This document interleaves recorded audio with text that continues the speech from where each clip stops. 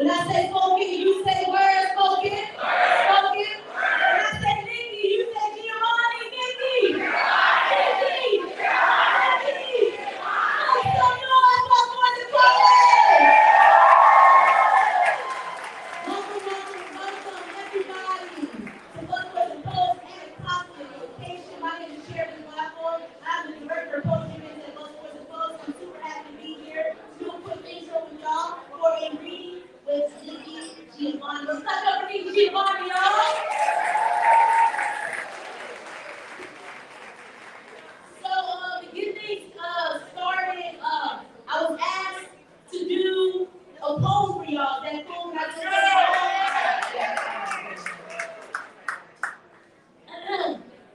So this poem is entitled Women Set Fire.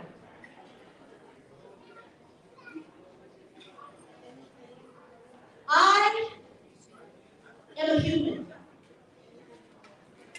I am black. I am woman.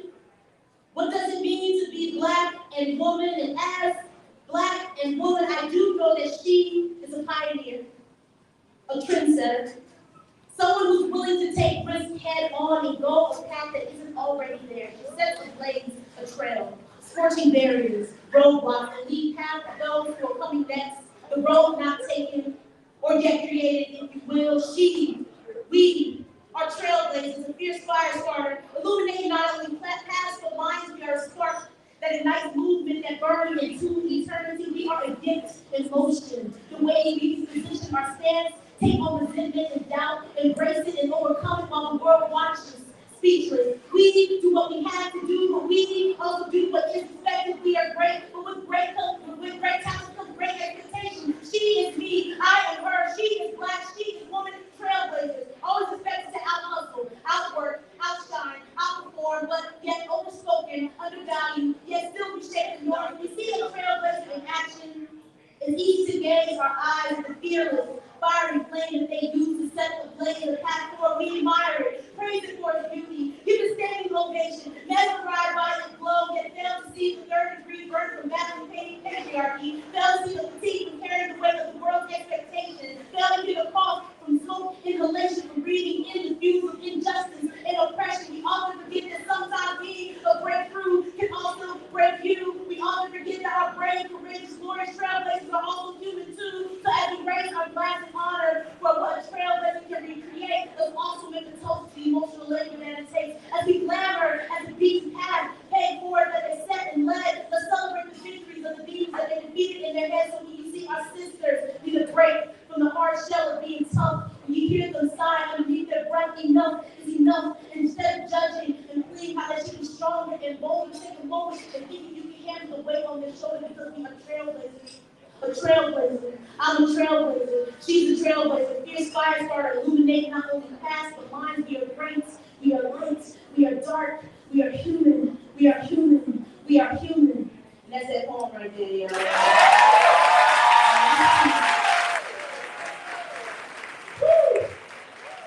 I picked that poem because Nikki Giovanni is a trailblazer, y'all. But before we get into it, I want to bring up and bring forward our founder, our CEO of Busboys and Poets. Everyone, please make some noise. For the one and only Emmy Giovanni.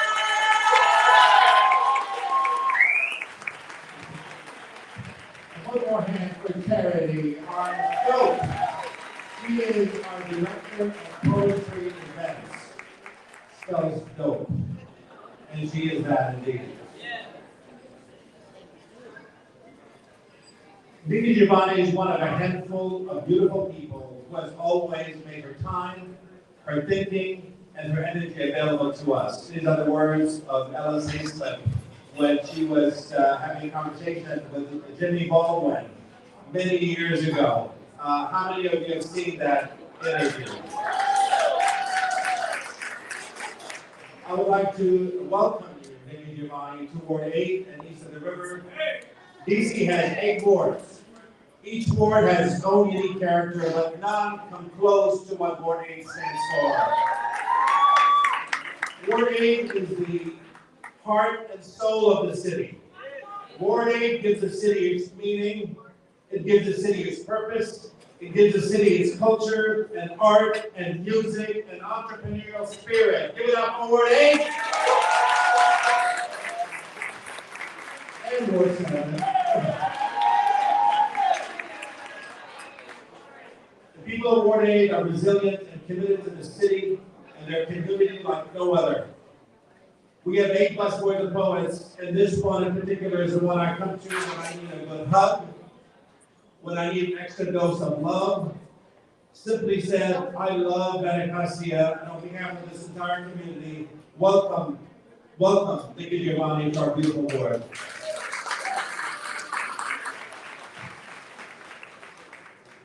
I also want to say I stand in solidarity with the people of Gaza who are going through a lot of suffering today.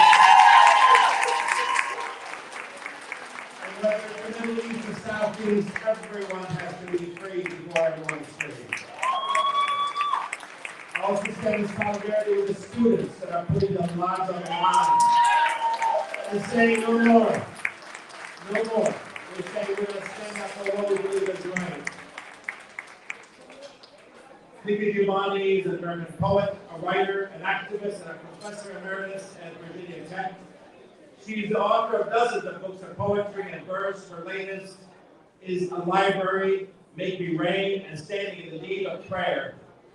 Nikki Giovanni has received numerous awards, including the inaugural Rosa Parks Women of Courage Award, the American Book Award, the Langston Hughes Award, the Virginia Governor's Award for the Arts, and the Emily Clark Leadership Award. She's also a 7-time recipient of the NAACP Image Award. Listen to this, she has received 27 honorary degrees. And the keys to as many cities. Wait, it's not over yet. I can safely say Nikki Giovanni is the only poet to have a bat species named after her. Did you all know that? Yeah.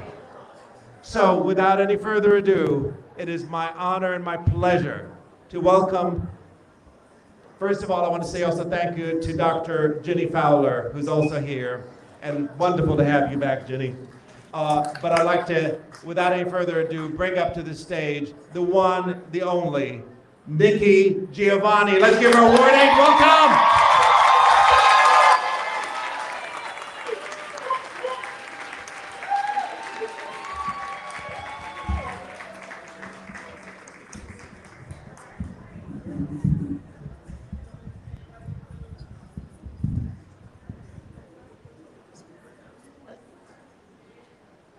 How's that? I want to thank everybody for coming out on such a pretty day. And I want to thank Andy for inviting me over to Advocacy because I haven't been here before. And I need to say, though, I'm sure you mostly know, you're going to see me dabbing my nose, but I'm not a drug addict. I have a hay fever. I have hay fever, and it's driving me crazy. And the other day, I live in Virginia on the other side, and the other day a woman, God is great. A woman goes into a convenience store, and a man was like in a hurry. And so he was like, I need to do it, he wanted to play a number. And she stepped aside and let him play it. I said, God is great. And she came back and pressed the wrong number to play Powerball and won $1 million. So I was glad that his ass got and I was glad for her. I have, and you can always tell, I'm 80 years old, you can always tell the 80-year-old because they start with what's wrong with them. I started with, I have hay fever, and then I'm going to, I had bronchitis because I was over, and this is a sad story. I was over in London because they not finally, but my collected poetry is now in the European edition. I'm very happy about that, but we went over, they invited us over. And I like London, who doesn't? And so we go over, but as we are, you know how you're there and they're saying, would you like something to drink before we take off? And I didn't want anything to drink, but he had some orange juice, but somebody bumped, and I say he because it was a guy, he didn't mean to, but somebody bumped him. And all of the orange juice came down the back, all the way back to my jeans. I now understand why babies cry when their diapers are wet. Because I had to fly all the way to London, and he was very sorry, and I'm sure, you know, what can I do? Well, nothing, actually, give me your dry pants, but that wasn't gonna work. And so I flew all the way to London, of course, in wet pants. So by the time you get there, you got a bit of a something. And so the first thing I wanted to do is I have to go buy jeans, because if I don't go and buy something, I'm one of those people that counts out. I used to before this. You know, we were on a 17-day tour, so I had counted out exactly. I need 17 pair of panties, I need 17. Yeah, and then you don't have to carry things you don't need. And so I said Harrods because I knew jeans. So I did find a pair of jeans, and yeah, it looked okay. It's not that. It's that sitting 5 hours in damp is just not one of God's great ideas. And so we got through that. I'm in London, we got through that. And then we came home. By the time we came home, I had bronchitis. I would none of you have ever had bronchitis. Of all of the shit that happens to you, that is the worst, because it's just miserable. And so by the time I got back to New York, I'm losing my voice. I'm not in a bad mood, but I'm really shitty, you know what I mean? But I had to go. I didn't have to. But I had an engagement at Harvard. And this is a long way to say this about that. And I will never be invited back to Harvard, but you can't go everywhere. And so I thought, well, somebody needs, I was hearing somehow, somebody needs to say something, because I do hear them.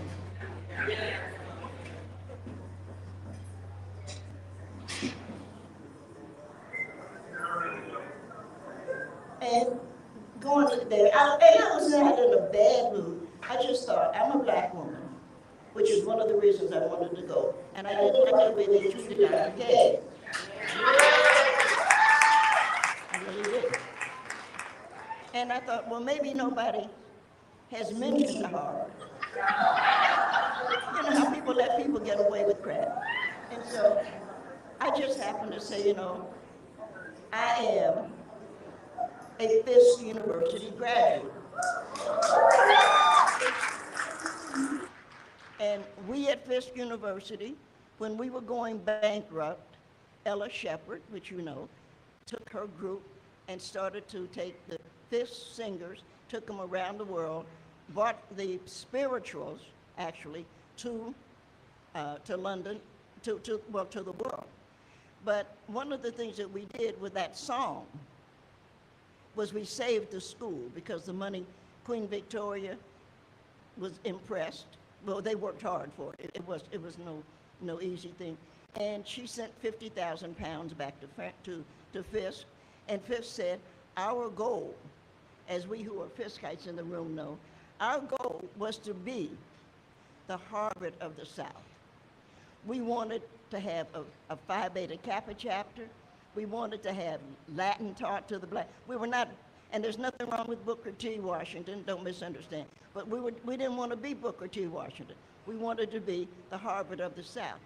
And I felt that somebody should say, as I was saying to you at Harvard, that it's a damn shame what you have become. Because now you have become the Pontius Pilate of academia. We no longer look up to you. And I think people need to remember what Pontius Pilate did. He was the one that washed his hands when he had an innocent man instead of standing up. And Harvard should have stood up for something. Somebody said, well, they needed the money. Well, there's a corner. There's a corner here in Anacostia. They could make some money standing on that. You don't.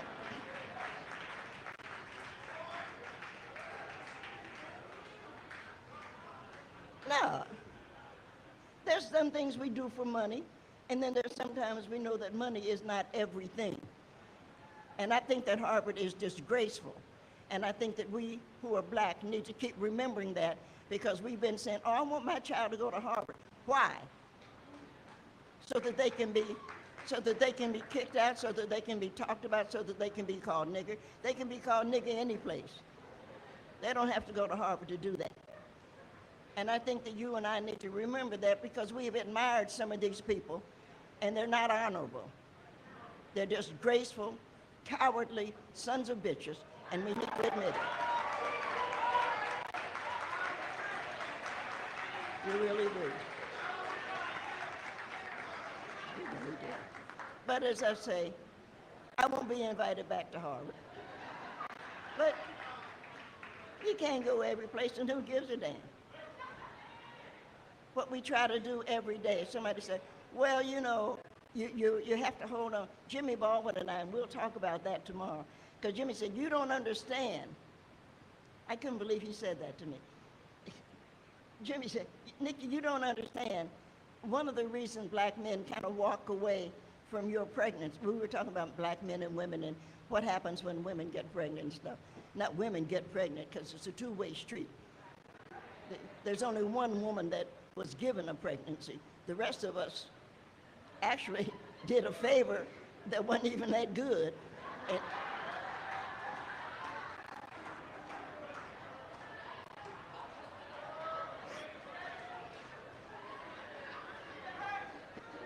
you know it's true. And then you have to hear some crap about it. You get tired of that. And Jimmy said, you don't understand. He's worried about the rent. I said, he wasn't worried about the rent when he was coming here making the baby. How come he's worried about the rent now that the baby's coming? That's not fair. Because probably most women in this room, and I'm not asking, but most of us have heard, ain't mine. It's the one thing you could hear in your damn sleep. And men ought to grow up.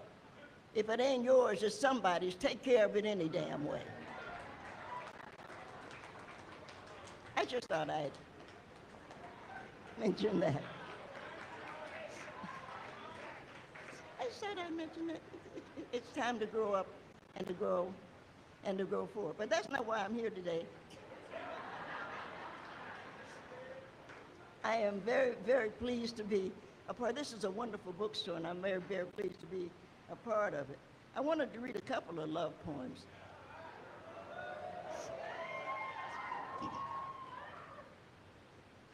Sorry about my nose. Love in all colors.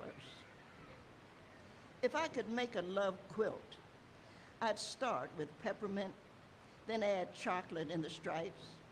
My favorite fruit is blackberry, but we need a lot of sugar on them. I guess the quilt is not edible, but if I could eat it, I'd have fried okra and a couple of home-fried chicken wings with whole garlic cloves and ginger root in the butter. This is probably not what love they had in mind, but this is what I love. So I can either eat or snuggle with the love of my life.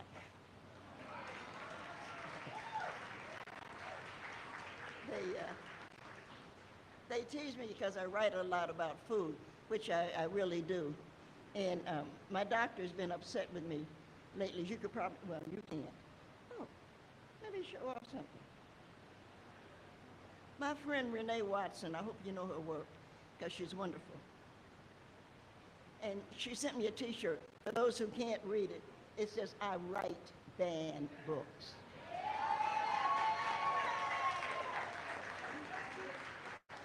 It was when all this thing started with the banned books, I was very disappointed, I have to tell you. I'm not an egomaniac like that. I'm not a jealous person. But, you know, they banned Beloved.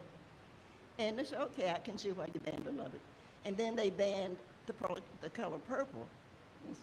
Okay, I can see why you banned. So I was waiting. I know, well, they got to ban, you know, one of my books. And then, what was it? The governor of Florida, crazy fool. And then They were banning some other books, and my book wasn't being banned. And I was being, I said to Jenny, what the hell is this?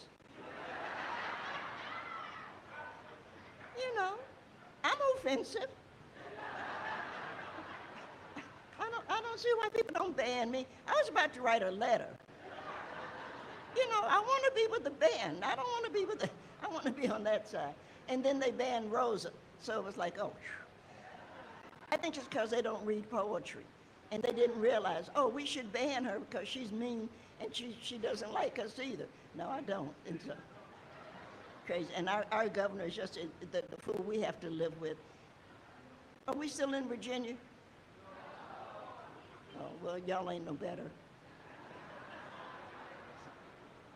But no, it's good to read banned books and it's good to write banned books.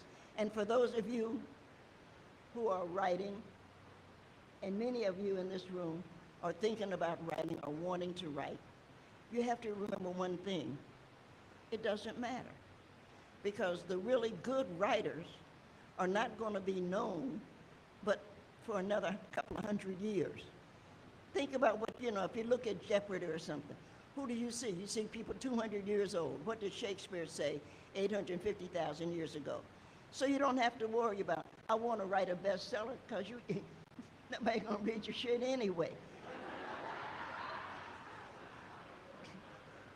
I should say it better, but that's the truth.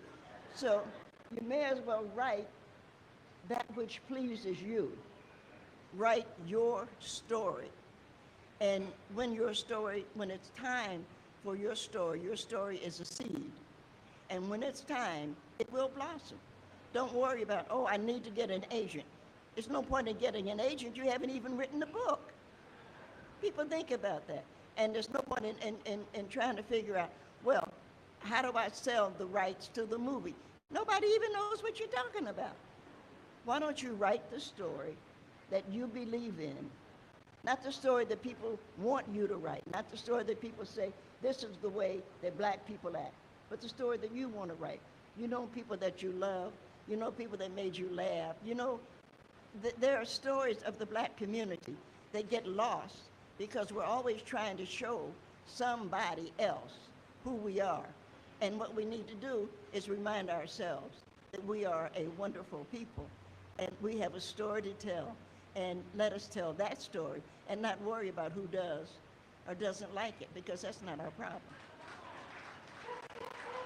That's not our problem. Some folks think the blues is a song or a way of singing, but the blues is history, a way of telling how we get here, a way of who sent us there. The blues may talk about my man or my woman who left me or who took my money and is gone. But what they mean is, when I was taken in an African war and ignorantly sold, predominantly, probably not realizing, to a new world, but the Lord is good and gave us a song to tell our story. We sang the blues in the cotton fields, not to complain about our lives, but to let each other know we are still here. We sing the blues in our stews, to give the strength, to give us to go on. And Lord have mercy, we use the blues to give us the joy, to make us laugh, to teach us how to love and dance and run away, and much more, thank the Lord, how to stay until the next day. The blues is our history, our quilt, the way we fry our chickens, the way we boil our grains to make us some really good something to drink. The blues is our encyclopedia, and no matter who tries to copy us, only we know the real meaning of those songs. That's the truth. So, I am delighted to be here, and this was going to be my last book. And, well, I mean, assuming I don't drop dead or something. And you know how you don't maybe, but some of you are my age, well, I'm probably the oldest person in here, but the next oldest person it's sitting there and say, well, this is it, I've done all that I can do. But then I realized, I write on a computer, though I don't do anything else. I don't email, I don't, what is it, so Facebook, I don't do any of that stuff. Social media. I'm not friendly and I don't want to be, I don't want to be contacted. But I don't, that's the truth. But I realized when I finished this book that I had poems, that was me, wasn't it? That I have poems that were kind of scattered. So I ended up putting them in a folder. I know how to do that. I have learned how to do that. You put them in a folder, and then you name the folder. And so I named the folder The New Book. And then I finally realized, oh, I have another book. And it's called The New Book. And I hope that it'll be out next year. And one of us will be. So it's kind of fun too. And it's just nice to go on. It's nice to know I've done my, and I feel that way, that I've done my job. But it's also nice to know, thank you. It's also nice to know that there's something else. You can plant something else. I'm sitting here and I'm looking at some of my sorors, and it's always nice. I walk into a room, the first thing I look for is my deltas. Ooh. It is always so nice to see them. And of course that's some AKA.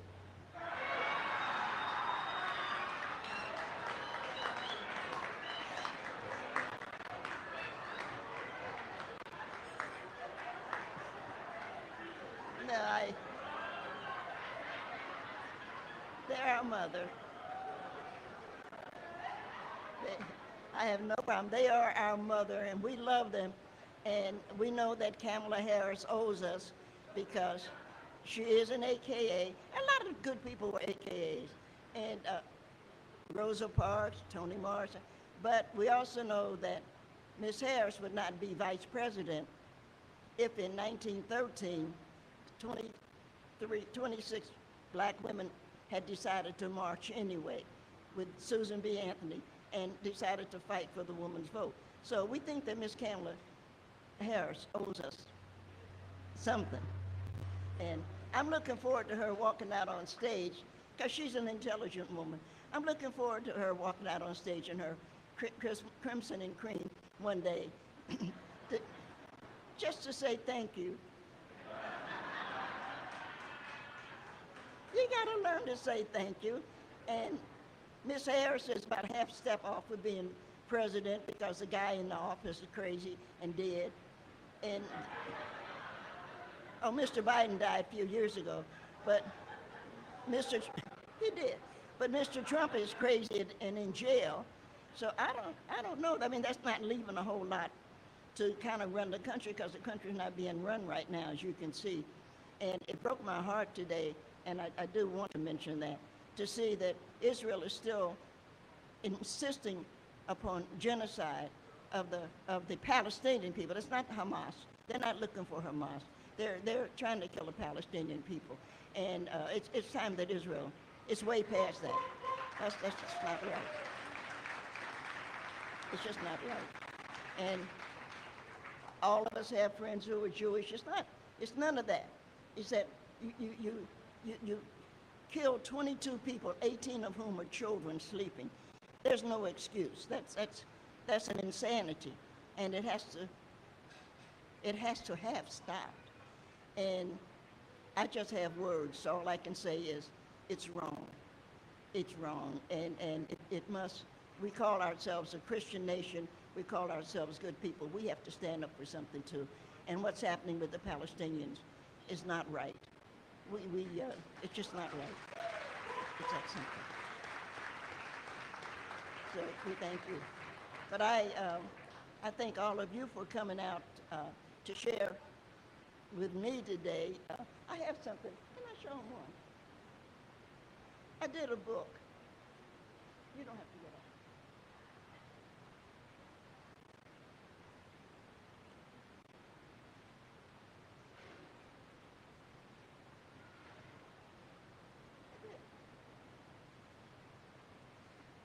like spirituals. I grew up in the the AME church, Baptist church, and I did a book called Standing in the Need of Prayer, because I got tired of white men shooting little black boys in the back. And this was the cover. And I thought I'll bring it here to Andy, and if some of you would like a copy. I forget what it's being sold for, but it's it just, you wonder what the hell is wrong with people. And they can ban a book, but they can't control a gun. What kind of, I'm old, and I have a towel in my home, and it says, I thank the Lord for coffee that allows me to accept the things that I can change, and wine for accept the things that I can't. And lately, the wine has been working, because I just don't understand how people can go around and say, we can't do anything about A-15 guns shooting second graders, but we can do something about banning a book that we don't want your child to read, not my child, your child. And we don't really like the fact that your child is in love with somebody of the same sex, and they do that. We'll talk about that tomorrow too. That we don't like homosexuals. Well, then don't eat them.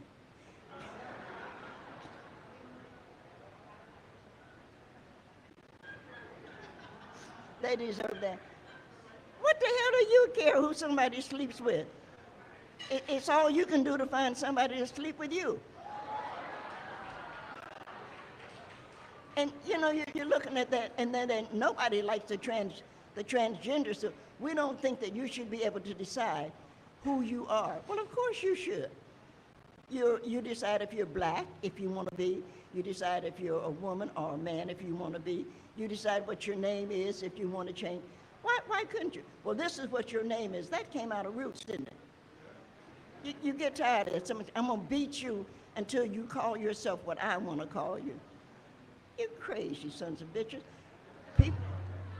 People are not doing what they did 100 years ago. And so I think it's a good idea to be black. I think it's a really good idea to be gay. I think it's a wonderful idea to be trans. I do. Why not?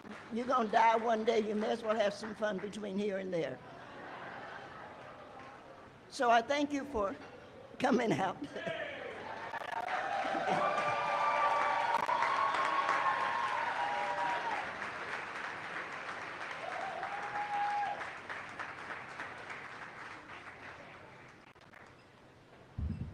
All right, we're going to be doing a book signing now, so I know there's a process, so just hang in there for a second. And I made one mistake when I first introduced Nikki. She has 31 honorary degrees, not 27.